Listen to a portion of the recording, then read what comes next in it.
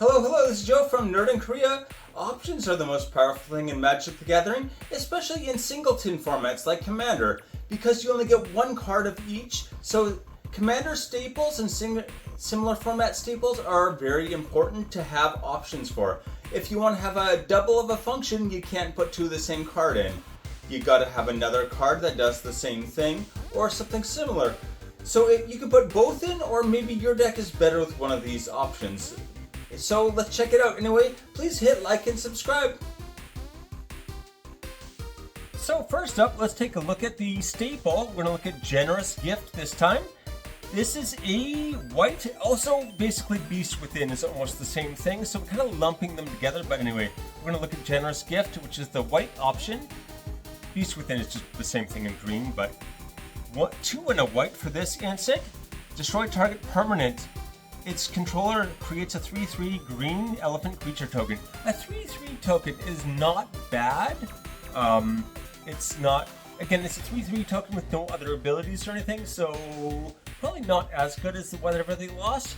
The real upside to this is that it can, first of all, target anything, even lands, right? Having an option for like land destruction that's flexible can be very, very good if someone drops like a Cabal Coffers or something.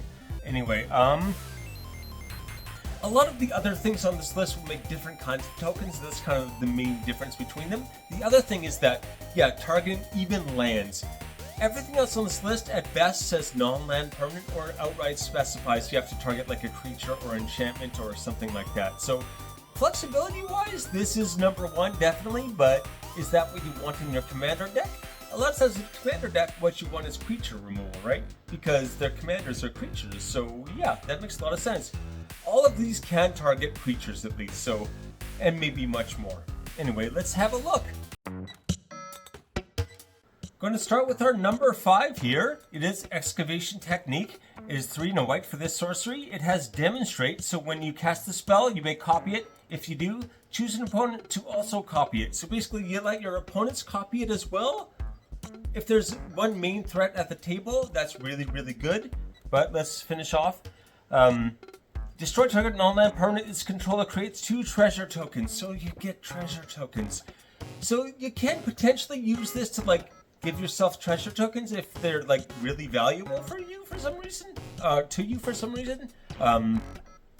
Or taking a whole bunch of stuff away from an opponent. So you can let 2 of your opponents get copies of this and cast it 3 times yourself. So if there's like one major threat at the table, you can use 4 mana to destroy 5 of their things. And unfortunately, you're going to get 10 treasure tokens, but especially late game, that 10 mana is not going to be worth like everything that gets destroyed.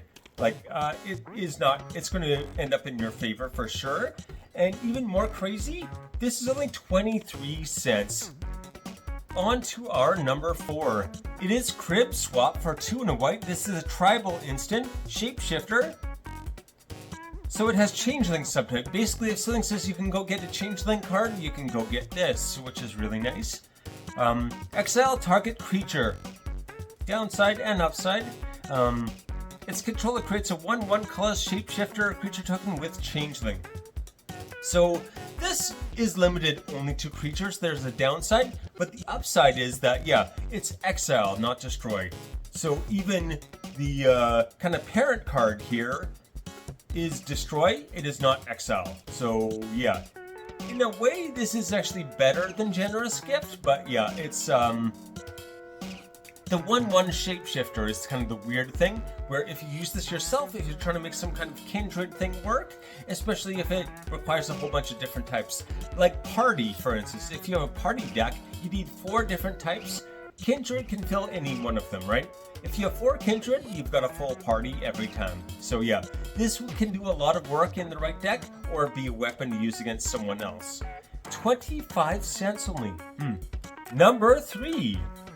Angelic Ascension for 1 and a white. So this is actually cheaper than its parent card. It's cheaper than Generous Gift. Anyway, it is an instant as well. Exile target creature or planeswalker. Creature or planeswalker and exile. Its controller creates a 4/4 white angel creature token with flying. A 4/4 flyer is not what you want to hand out, but especially if you got a Planeswalker about to ultimate or something, might still be worth it. More likely, you want to use this on yourself if you have, what is it called, Populate. If you can keep populating these tokens, you can really turn this into a major advantage for your deck.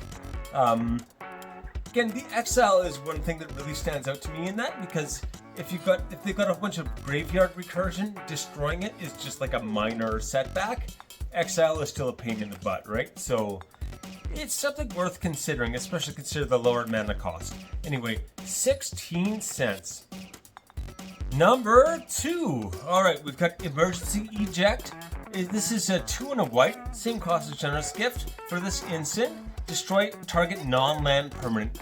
Non-land permanent, but its controller creates a land or token.